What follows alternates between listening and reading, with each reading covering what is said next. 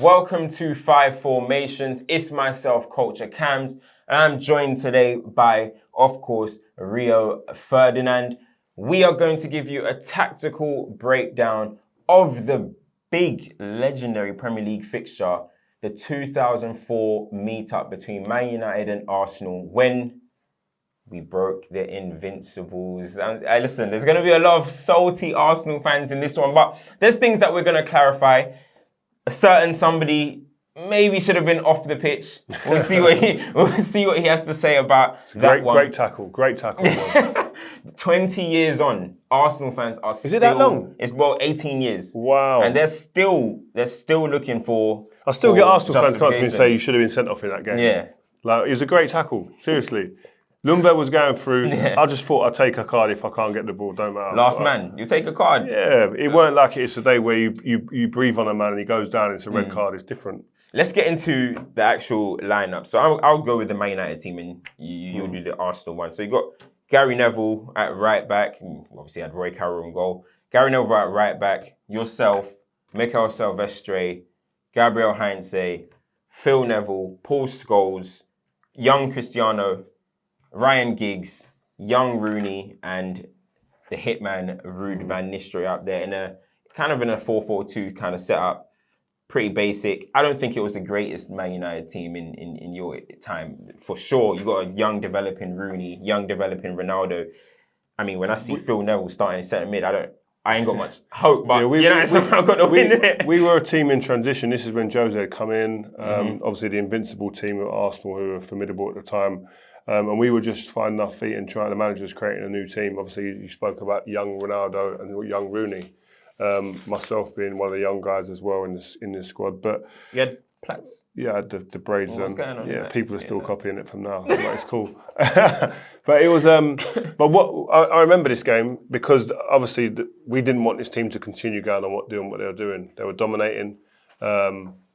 Confidence was sky high, and the manager before the game, I remember him saying, listen, you go and meet them physically. You go and fight this team. You can antagonise them. They don't like it when you go and fight them. Yes, they got players that are strong and can match you physically, but they had that mentally you can get to these guys and they'll lose it. And so the manager was really about that. Be aggressive, play fast, play quick, and we've got the players who can hurt them. When you look at the players we've got in our team on that day, very, very, very decisive players. Ruud van Nistelrooy, you have to remember at this time, him and Thierry Henry were the two bagsmen in this league. They were the two guys, you say, Golden Boot this year, it's going to be Ruud van Nistelrooy or Thierry Henry. And so we had players who we knew could be potent and could score and win the game. And it was a huge game for Ruud, given what had gone on previously when he missed a penalty and Martin Keown, Laurent, Ray Parlour, etc. They started giving him a bit of grief. So this was a big game. So that was our team. Their team, they had Jens Lehmann in goal, who was a really, really solid, good goalkeeper. Laurent, really, really good, underrated right back. Toure and Campbell, who were absolute beasts, good partnership. Ashley Cole, probably the best left back in Europe, one of the best left back in Europe at the time. Vieira, the captain, one of the best midfielders in the league at the time. Edu, underrated, really big player. Ljungberg, who got the goals. Reyes. And again, Reyes was another one. Targeted him. Him and Gary Neville. Gary Neville, straight away, I'm going to kick the hell out of him all game. He ain't going to like it. Get against him. Because he was a talented footballer. Unfortunately passed away not so long ago.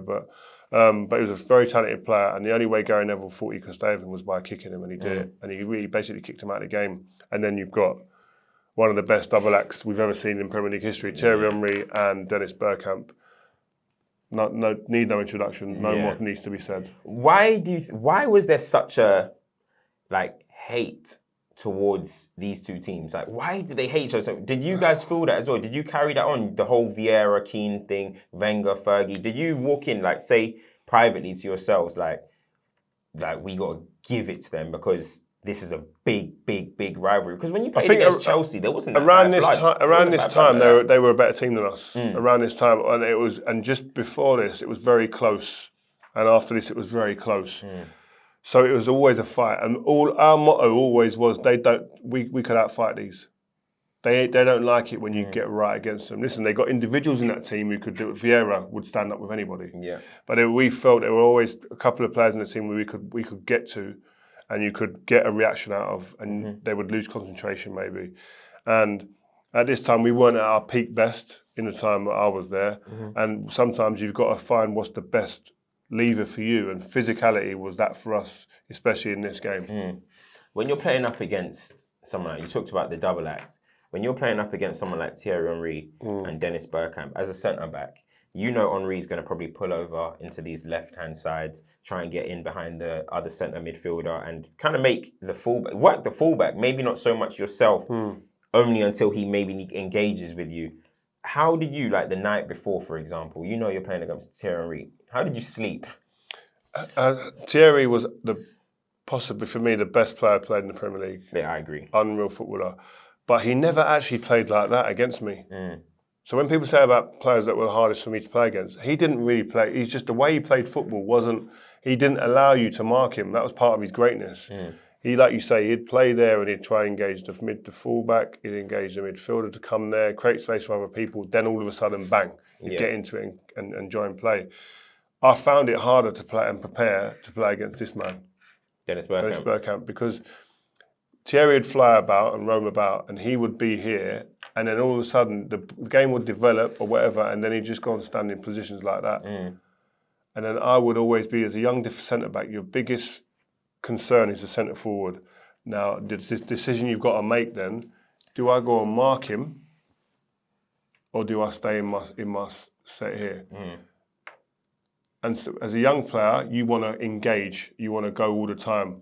And a lot of the time when I was young, I'd go like that. And what happens there? Thierry runs in. Yeah. He's in. Maybe not against us, but a lot of times in a lot of games you'd see that. He'd run in that area and you go, where's the centre half? Well, he's took one step towards Bergkamp and they've exploited that space. So that happened a lot. So when I used to play against these as I got older, it was more about, listen, I'm going to try and stay here and don't allow the spaces here and here. And I got better over time with experience, and I learned that. But a lot of the time, he was probably one of the hardest players for me mentally to play against, Dennis Bergkamp, because he always asked you questions in a game, a bit like Messi in the Barcelona game. Do you come and mark me, or do you stay there? Because if you don't come and mark me, this is another problem. If I do stay in my slot, which I try to do, the ball somehow gets played into him. Now he's got 10 yards of space. He can shoot. He can make decisions, or he's got runners like Ljungberg, who can play in box to box. Vieira running beyond him, and then all of a sudden there's other problems. But I would rather that problem, if I had to pick one of them, than leaving my slot and there being a big area for someone to run into. That's the lesser of the two evils in making it ball go there. Then maybe my midfielder I'd delay and he can get back in and defend, helps defend. So other than the physicality side of things, like what was the positions that Ferguson basically, said that you can exploit in this Arsenal team? Where was the spaces in this team? Because we're talking about an Invincibles. We're talking about guys that didn't lose for 49 games. Walking into the match, what did Sir Alex say is the way that you're going to win this game tactically?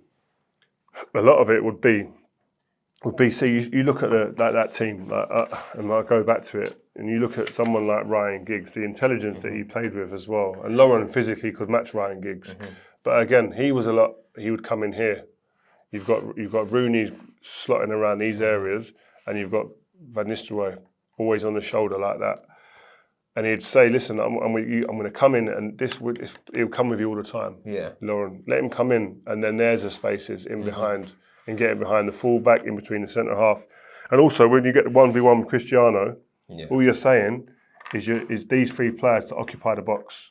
Occupy that box. You guys pop it up the outside, keep it secure, but you three occupy the box in there, because when you cross the ball, you get chances. Very simple. Weren't a lot in terms of 4-4-2 basic. It was very basic fundamentals, but it's doing the fundamentals really well and efficiently wins you football matches. A lot of the time. And with the goal, for example, it was obviously Rooney dive. What do you think? Was that a dive? Yeah, it was a dive. At the time, I ran up there, give us a penalty to the ref. But you know what? It's funny. You told us an interesting story about funny. Sol Campbell, obviously, is a top player, a good friend of mine. Very emotional when it comes to the game as well, passionate. And I remember he didn't want to speak to Wazza after. He was devastated, gutted. Obviously, they're on an invincible run, so it means a lot. But didn't want to speak to Wazza. We met with England after. Didn't want to chat to him, because he thought you cheated. You cheated. I mean, you look at some of the decisions in that game. Yeah, people say that Fergie had an influence over referees. Over referees. And look, I'm a Man United fan, but I got to be honest. Gary Neville should have been off. Smash Reyes. He was doing too much to Reyes. Rio, you should have been off too. There was a tactical foul. Van Nistelrooy, he should have been off with his studded Ashley Cole in the knee. I think this was a very... I don't know if the FA liked the Invincibles going on and continuing this domination, because honestly, I think Arsenal, as you mentioned, in this period, they were the better team. And I think we had to get pretty lucky to get this result. In order, do you feel like that? Did you walk off the pitch saying we were lucky today? Yeah, but we'd done a big thing. We'd beat the Invincibles, but it was also you've got to earn your luck as well. We worked hard. We worked hard for that, and this was a big result for us as well in terms of the mindset of this group of players as well, transitioning into a team that went on to win a lot of things. So it was I agree. The referee probably played his role in the game for us that day, and I think Wenger's comments after the game was around that United got their customary penalty, not in a good space at the moment, so they needed to get that. And we understand that coming in. He's quite tongue in cheek about it. But listen, you take what you're given. And if we got a penalty and then we got a goal after, I mean, we talk about Cristiano. I mean, about Ruud's goal. If you see the emotion on his face when he scored that goal, it tells you what that meant for us, emotionally for him, but also us as a squad. And I think it helped the whole league probably breathe better after we beat them in that Especially game. Jose Mourinho and Chelsea. Yeah. But after, just going back to what you just said about the Van Nistelrooy, how was he after he missed that penalty? That initial one, how was he? And in the whole Loren situation and Martin Keown and stuff, how was he walking into this game? Was he in a different space? He was quiet than normal. He was quite quiet. He's quite a chilled guy normally, Ruud, but I could sense there was a little bit of anxiety in him. There was obviously people on their team he knew that would be coming from in the game. Vieira will be coming from him. Loren again might want a piece of him. Yeah. Sol and Toure will be well aware of Ruud. Yeah. And so there's a lot that goes into that game, and then obviously he gets the opportunity to score the goal. And boy, the way he celebrates is just like everything. So much relief. Because in that game, when they intimidated him and got round him, a lot of our players hadn't seen it because he missed a penalty, and when you miss a penalty, everyone's walking back. Yeah. It was at the final whistle. Yeah, so we couldn't see what was going on. We were just walking back in disappointment. He was getting abused at that time, and so it was a shame that we didn't see it. But he got it. That was redemption for him. Do you think this Arsenal team changed English football? This wasn't even their best team. I know, but what do you think their best team was? The best team was when Overmars was in the team. 98. Petit was in the team, But this team was the one that got on the ball, played and mixed it up. I think the Overmars team with Tony Adams and all that was just... I found that team was harder to play. That team was harder to play against me because the players they had in that team, and they could fight, but they could play you off the park as well. And they had that threat of Overmars, even with Anelka before as well. And they had Petit and Vieira and centre midfield. They won the World Cup, them team. They were a mad team. But this team was a great team, don't get me wrong. Really, it was a top team and very difficult to play against. And one of the toughest teams I played against in my career, definitely. They'd be in the top 5, top 10 maybe. Top 10? What teams are you playing against? Mate, Valencia team. In the semi-final of the Champions League. That might have to be a breakdown soon. They went into 2 Champions League finals. Yeah, Rafa Benitez. Do you know what I mean? The Galactico Real Madrid team, the Barcelona teams that I played against, the Brazil team in the World Cup, the Jose Mourinho Chelsea team. Wow, some just good teams. Before we wrap it up, on Patrick Vieira, obviously he's a manager now. Oh, great player. Yeah, he's a manager now, doing his things in the limelight. Fans think they can mess with him. He's showing them who he really was. You know what I mean? But, good as well. Yeah, good. for real. But talk to me about Patrick Vieira as a player. Like, when he was on the pitch, could you just feel his presence, his leadership? He's on the ball. He's ridiculous. He had the skill on the feet of someone like a Pogba. Yeah, range of passing, could score wonderful goals out of nothing. Could go box to box and back all the way through the game. Had the energy, physicality. Would be happy to go nose to nose and fight people. and be aggressive, lead his team in the big moments. He made other people better. You got leaders who sometimes intimidate a lot of other players in their team, but you could see he made other people feel more confident, were better players, performed better. And I remember especially when I was young at Highbury, when I used to get the ball, and my game was about coming out with the ball. And it was almost like it was Vieira on his own standing there, and it was like, you can't get past me.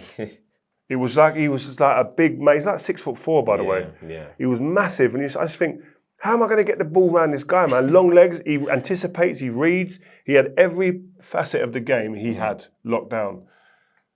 One of the best to ever play centre midfield in the Premier League.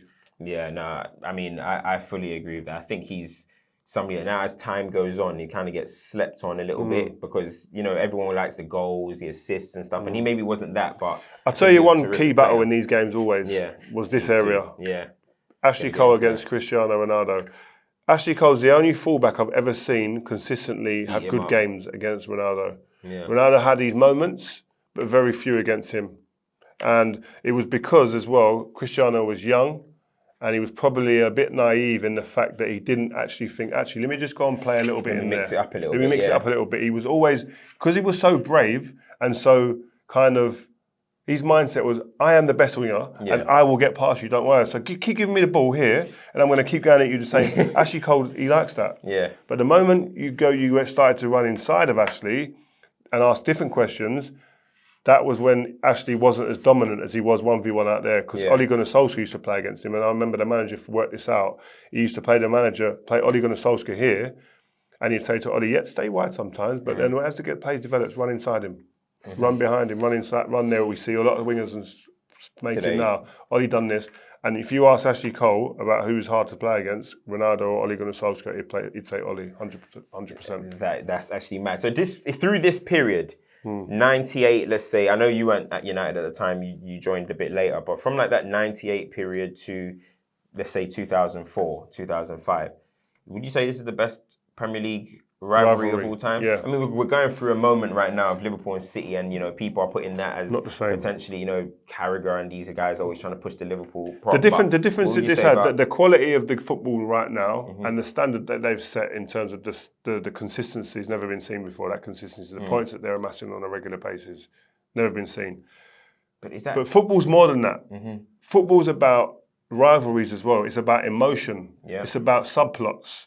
There's no subplots in them games. It's either Klopp or Pep's tactics or whatever and wins the game. Yeah, they hug after the game. And they're all pals and whatnot. No one spoke to each other on either team really, unless we were with our national teams. And even then it could be frosty. There was subplots. It was the 1v1 battle with Ashley Cole against Cristiano Ronaldo. What was their front two going to do against our back line? It was Vieira, Roy Keane. It was the managers had their own mind games before games. It was then Fabregas throwing the pizza. Do you know what I mean? Then I've probably missed something. It was Loren getting gripped up in the tunnel. Van Nistelrooy against these guys. There's so many rivalries should be about. It should be like about 9 years, and it ain't like 2-3 years. It's 9 years worth of intense rivalries. Traded titles a few times. It's it's very different. You need those subplots that draw out emotion and raw reactions to situations that really attaches you to these moments.